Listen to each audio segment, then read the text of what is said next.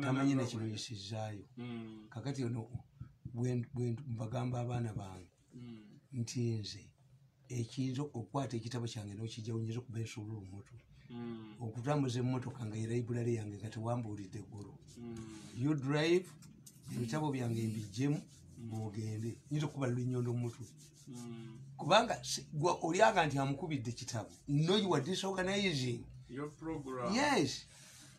Tell me you drive me home mbulya nti enkya tojja kujja ngenda natamidde nanywedde omwenge gwange and ring me in time kati endese si yange motoka ziri wange zikaba nokaba nga nze tebanvugamu motoka zibeerawo nga lwo nezikaba zibaludde zisimbula era ffe kitaffe yatugamba nga nti bwoba tolina mu lusuku tosimbamu butula nga tobulye buyinza okukaba noyavuwala nolemu okugula ennyama motoka ziri wange zimezemu n'omuddo you inform me gwe bwoba ogenda obutabo bwange bulekeewo ogambe nti nja kutamiira obutabo bwange obulekemu I lose my temper very quickly kuba you disorganize kakati today Yesu gy'oyogedde yenkulu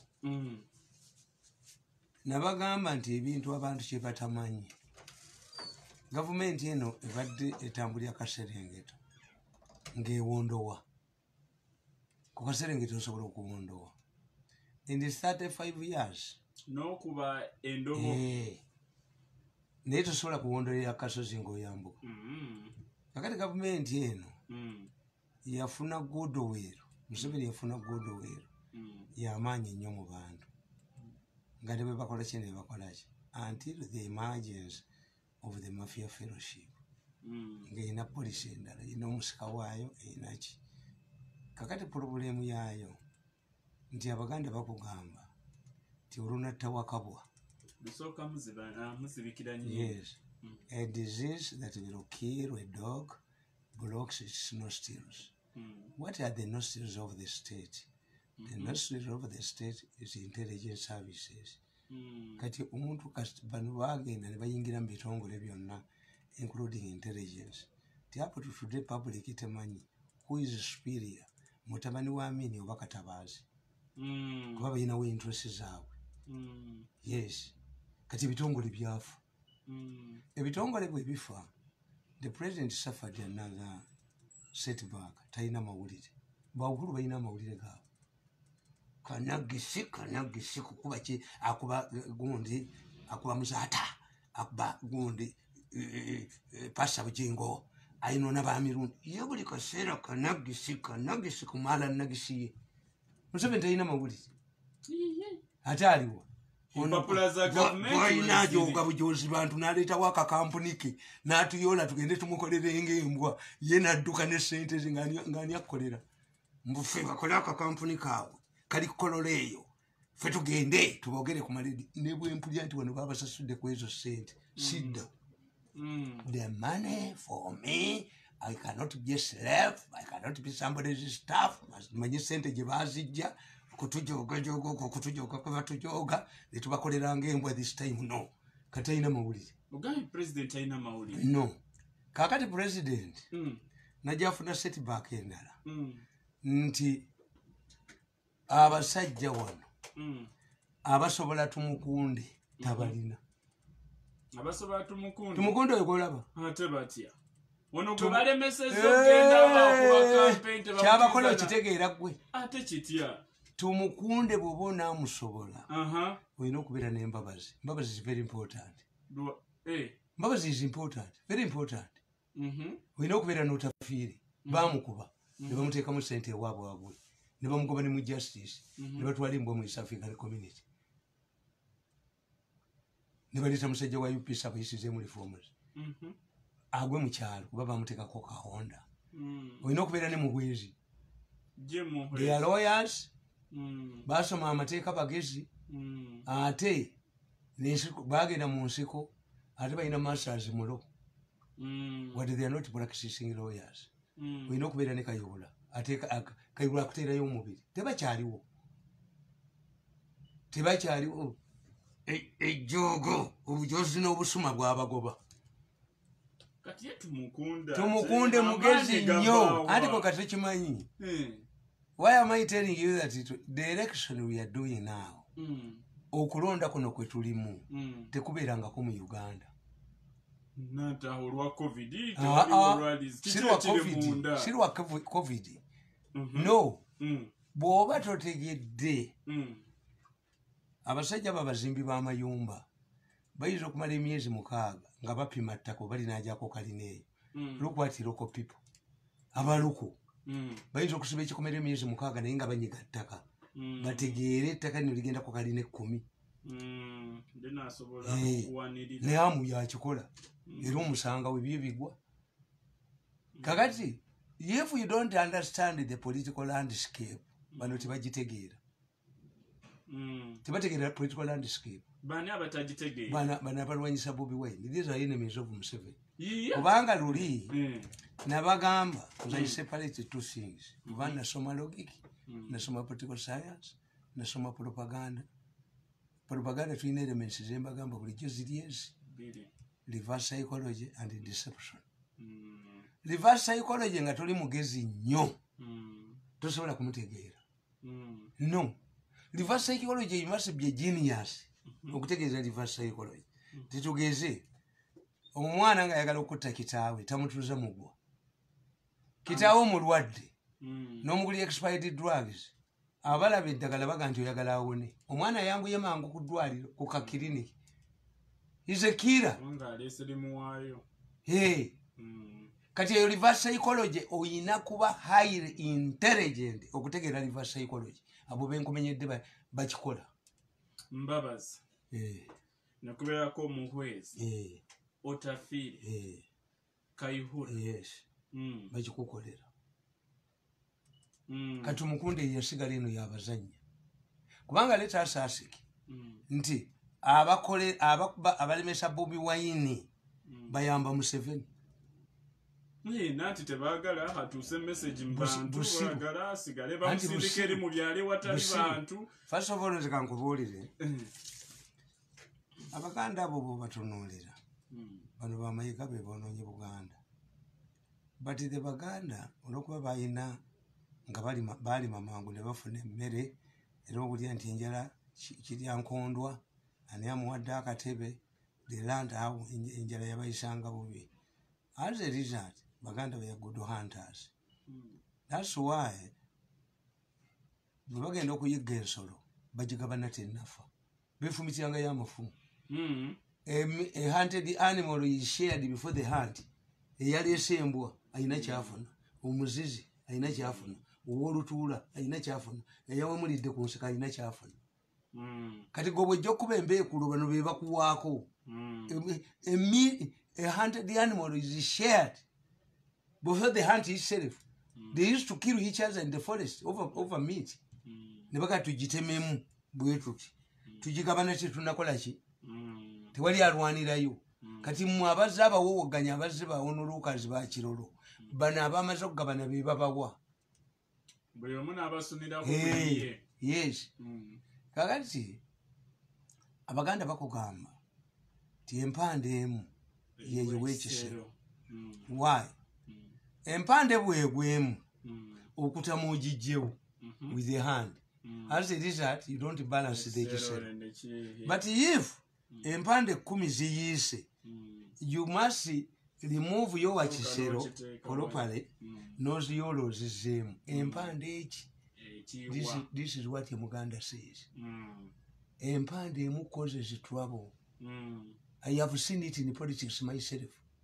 Where you see the attention of a matter directed to one person abawa mutawaana. Rwanda, I can give you examples. Rwanda Habyarimana yayina entrenched political party Mirundi abatuusi bagenzi Mirundi nga nakibisopo w'ekigali member we Mirundi Deke Kawunda ba traditional leaders bonna bawawoona. Naye omusajja omu unknown yavayo naga nti ntandise ekibiina ky'obufuzi as opposed to the law eye Rwanda must have a single party state. One man stood up, addressed a press conference in Kigali during Habyarimana's time and announced that he had started a political party. He was arrested immediately. Habyarimana tiyaddamu kuba kyali. one man empande emu yayiwa government ekibiina kiri mu bwombu tasobola na kugulamu matabi with an entrenched Mirundi party tasobola na kibeezaawo. He was arrested immediately but Rwanda changed and Habyarimana lost. Kasabala omusajja ono omu ng'avuddeyo Kenya. It was also an entrenched. NRM is not entrenched where you see people tearing party t-shirts and tebabawadde ssente.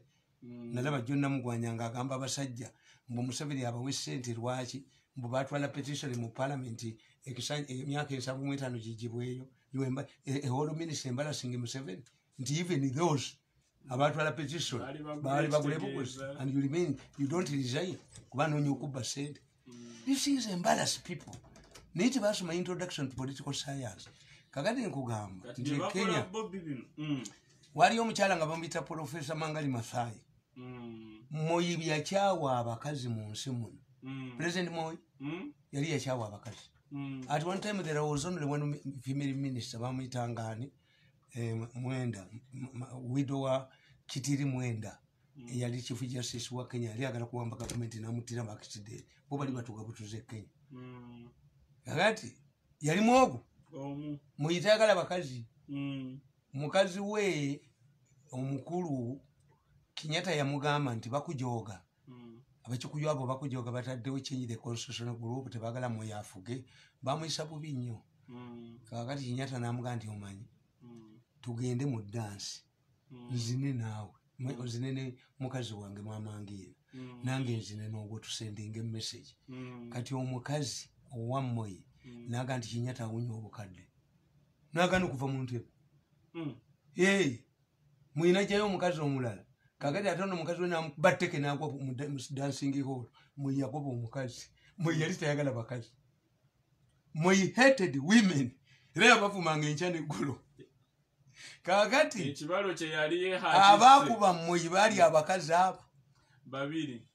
Omukazi bamuyitanga Professor Wangali Masai owa environment si wa political science owa environment environment yamuyitanga this mad woman of Kenya nebba namudivorcinga nebamuwa Nobel Prize yakuba moyo ekyo era bakiba kibamuwako obwaminisita bwa environment.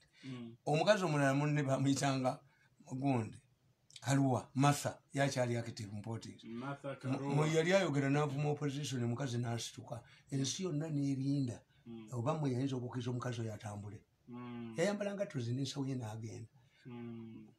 Kaluwa bwe yatambula n'ava ku mulala eya Moi ng'ensi yonna etunudde bweti bategeera Moi aweddemu era Moi teyaddamu kuba kyali nkubuya the problem of a single person. Tunuulira Galanga mu Southern Sudan. Kalanga is a Kano in the Sudanese army. Bamutwala kuba banne n'akyuka. When the war was concentrated on Galanga, Southern Sudan yagitemamu. A war kasodira olutale political battle no concentrating ku muntu omu is deadly yempande yiwe ekisero. Negamba nti laba omwana ono omuwala eyakuba Bashir a university graduate yali ava mu family omuwala munsi y'abasiraamu eyebikirira nakuba ekintu ekigu ate Sudan tefunangako mukulembeza ali strong nga Bashir. Bashir buli president wa Sudan yenna yakolanga concessions ne South nga bamujjako.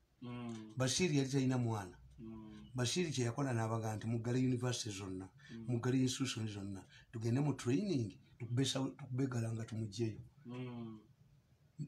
Ne bagenda 10 Galanga n'abatta buli family neero zaako bwe yaga nti tuteese bakkiriza buli omu ng'anyina mayiti ewuwe era oyo musajja yali awasiza bannamwandu baba jeno banne bameka I think it too. Omuwala atalaba na face ye eyebikiridde. The moment the attention was directed to this Kagalo kafuuka ensonga genda mu South Africa. They had arrested many people earlier. Mandela had escaped. That's why yazala n'abaana bale mukazi we eri mutonya ate nga mulungi naye nga ali underground babalengera mu friends homes ne bebakumu. A moment Mandela was arrested, put in a prison, and all of the international attention focused on Mandela. Apartheid yajikuba. One man, dangerous. Then kubulira one man, fe tutule wakani tulowooza. De tugenda Poland. Omusajja ali mu kiwa Mary. Wereda, walesa. Yakubana into the Communist Party mu Poland. Tochiwulira kibayita Netherland Warsaw Pact. Warsaw Pact ye capital ya Poland. Gorbachev yayita y'abaserikale balashanga tebakubye na mundu. Omusajja bamwana Nobel Prize nga tagimanyi bagisanga mu garbage. Makanika omwoki wa weredingi ogu walesa Solidarity Trade Union baba yakuba Communist Party najiteka kutaka. One person. What about here? Kata we have examples here. Yoweri Museveni Obote concentrated on Yoweri Museveni. N'abali mu nseko bonna ne baconcentrate ku Yoweri Museveni. Chibonge chanini abana ba Museveni obasange eyo bana bana aba Museveni yalete mirembe. Everything was concentrated on Museveni, not in Adam, not in Alai. Bana ba Museveni. As Robert directed all of his efforts. Museveni nabeera mu bikoyi by'abakazi. Museveni ne bamunoonya. Museveni afuuka obumyu. Yabakuba ku ttaka. The Kairas failed. Mwangati one time yatugamba mu press conference. How can Museveni think that he can win in Uganda when he is not born in Uganda? That's why Mwanga's early days was concentrated on Dr. Kayira. He Catholic in Uganda. Yali asome community mu University mu America. Buli omu gw'alowooza. Nkanga was a former Army soldier. Yavuganga tanka yali atulinize mu tanka. But Museveni yababatula. Look what me. Mirundi, the speaker. One man army.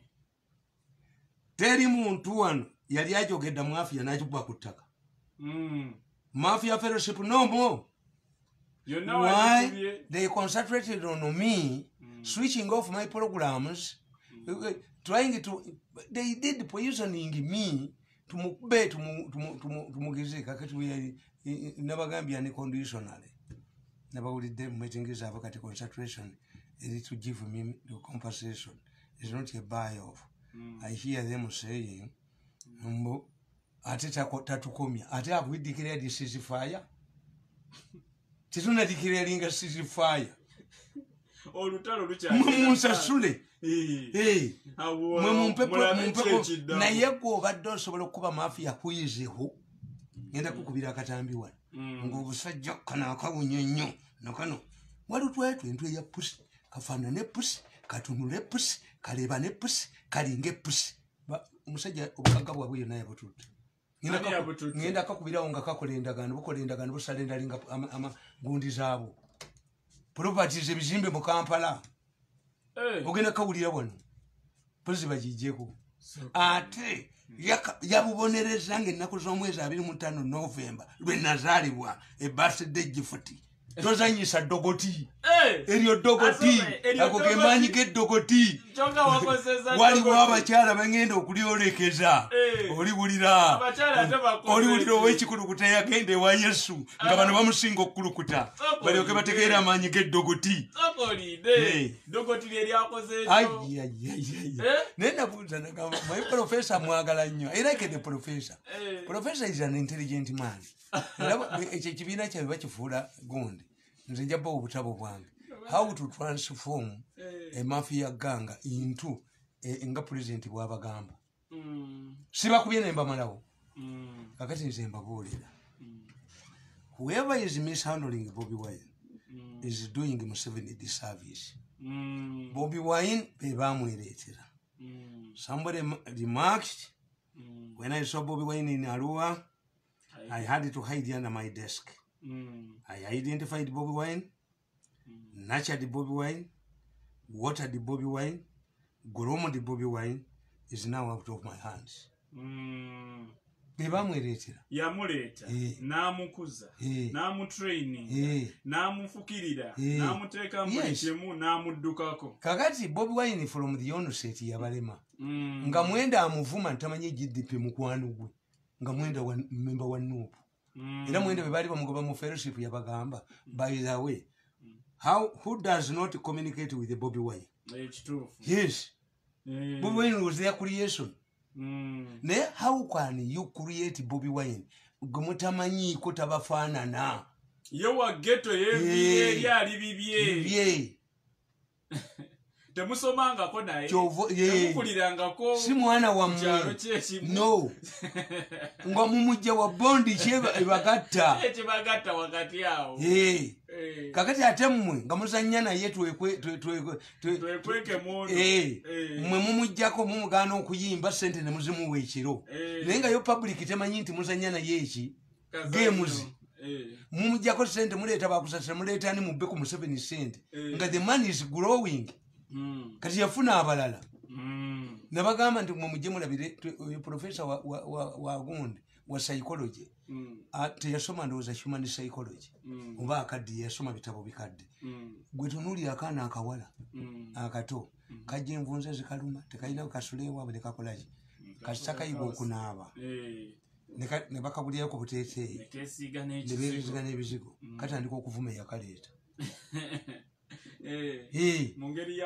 katandika okuvuma eyakaleeta tukiyita Lucifer theory. Lucifer theory means twakijja mu ggulu ti Katonda yayagala nnyo Luciferi bw'ayagala Luciferi yali awambye gavumenti y'omu ggulu. The coup started in heaven but because Lucifer was an important servant of God teyamutta yamusindika ku nsi Luciferi.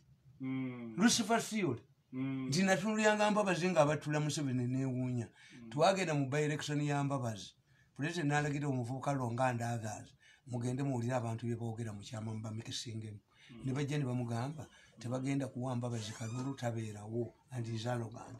Museveni najja kadaala temunzijaako Mbabazi is presidential material Mbabazi njamuwa n'omulimu ogumubeeza wano tajja kuddamu kutambula. Yamukuba bimeka tukiyita Lucifer theory gwowonyegere yali kusambya baganda bamayiga be basse Buganda bamakubu ya if I can concentrate only on that nti lina bagamba nti Bobiwine bwe mba mulowooza ntakwatibwa nga bwakwatibwa muleeta riots tumuyina magezi gavumenti esobola kukkiriza nti eri omuntu atakwatibwa bwemuna ayotinga kati kitegeeza taliddamu kukola nsobi oba bakwata tinyefunza oba bakwata gundi era tumukunde nze kyemutendako titumukunde yamala emakindi emyaka 7 walabako tumukunde kalajana wamulabako twaliwo abekalakasa batumukunde tumukunde mu kalulu ka 2 baali ne puluko mu conference center nga akakiiko ka Moses Kigongo ne bakanda mayininga nti akakiiko kabbye ssente tumukunde n'agaba ssente tumukunde yayina ekigendererwa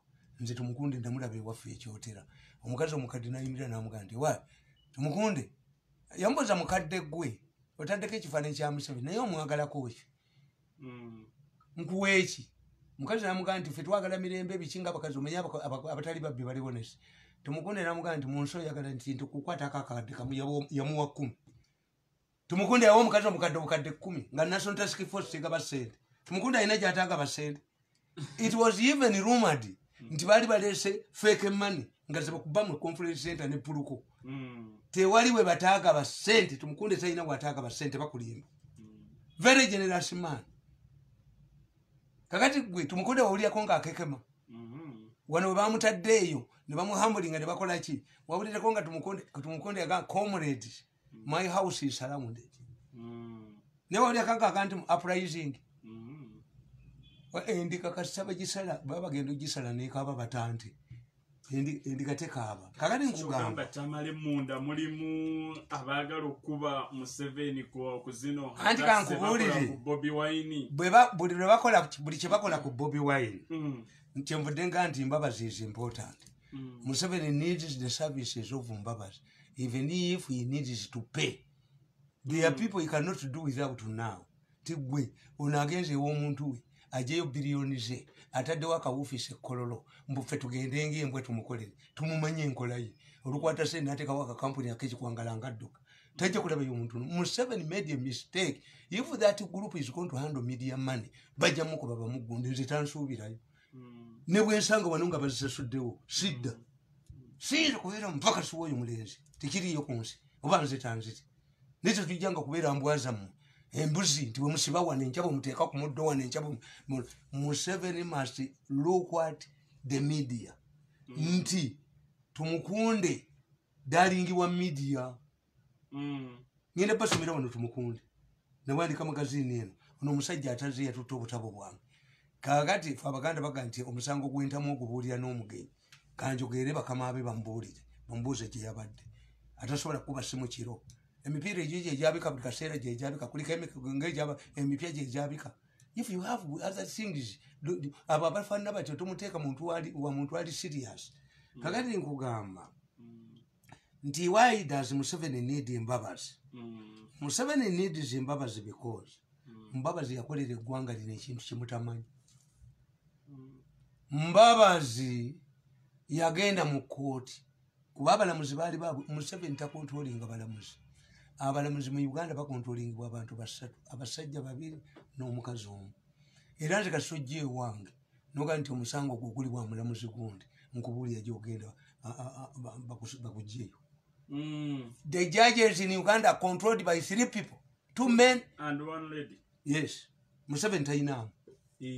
Nkubuulira Museveni gundi yemuleetera olumu nali n'otafiire. Nga tunyumya nzotafiire mukwano gwange. Is a honest man. Otafiire is a honest man. Naye netugaa nti omanyi nti je n'omanyi bakutta abasiraamu bangi. Why don't you have 2 judges abasiraamu? Ne batwayinga abasiraamu bannaabwe. Kuba mujja gamba bajja kubagamba nti mupasa ekiwetinga. Tafiire naga is a good idea. Yakubira ogola essimu n'amuporopozinga 2 names ogola teyagateekamu. Namugamba nti okuva lw'okubidde ogola kaakati alifaalinze ku banna abamukozesa baagala ekyo kati ate obaala ati nze tebajja balonda. Gavumenti akazito kagikola eki kagibeereko. Ogola did not consider any of the names Otafiire proposed. Oba kimenya amateeka nkyogedde. Kakati nkugamba nti Mbabazi bwe yategeera nti apafuminze bubi omanyi kye yakola? To save his face because of his small performance. Yakola kyawo. Mbabazi yagenda mu kooti n'awaba petition election. Kooti nekola ruling. The following 10 recommendations reforms must be carried out before a new generation. What was he saying? What did the judge tell you indirectly or politely?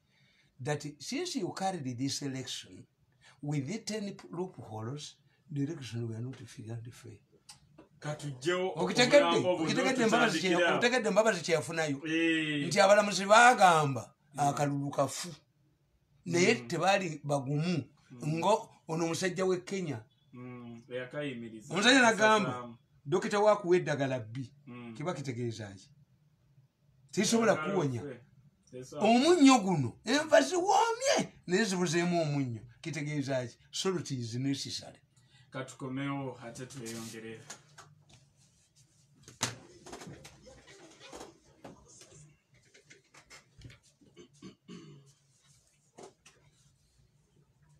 Tetujja kujogebwa mulenzi oyo bwakwata ssente bwadduka bwateekawo akakampuni kakekikwangala bwadduka we need our money.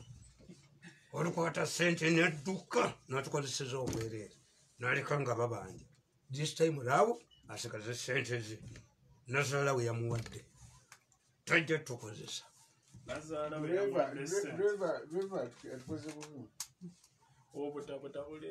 Ngenda kusoma kano. Waliwo headmaster w'ekibibi omukuba yampeereza nti mwaka ushimanyi